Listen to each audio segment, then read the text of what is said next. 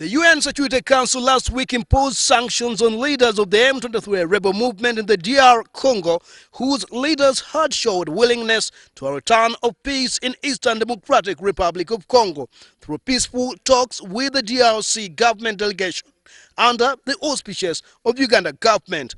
Against this obligation, the Uganda government wants the UN Security Council to overturn its fresh sanctions against the M23 rebel leaders, or else the talks risk collapsing.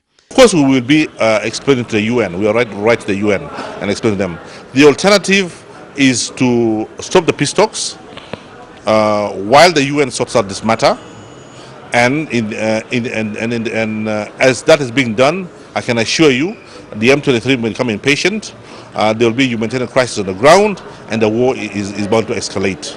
Minister Oryem also reveals that part of their conditions to the UN Security Council will be taking the UN to task to clearly show whether it has interest in the underlying talks mediated by Uganda's Defense Minister Dr. Sibasi in order to restore peace in Eastern Congo. The question is, which comes first, justice or peace?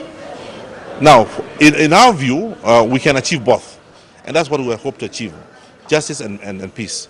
But in the circumstances that we are in at the moment, our best evaluation and our best assessment is that let us get the peace in the region, let us get the peace in Eastern DRC, then we will deal with the justice. What apparently is not clear in the UN imposed sanctions on the M23 leaders are the kind of sanctions and to which people in the leadership structure of the M23 rebels.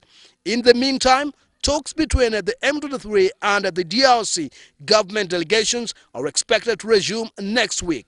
In the country over the weekend, start serious negotiations starting Monday, because the ground rules have been set, has been agreed, signed by all parties.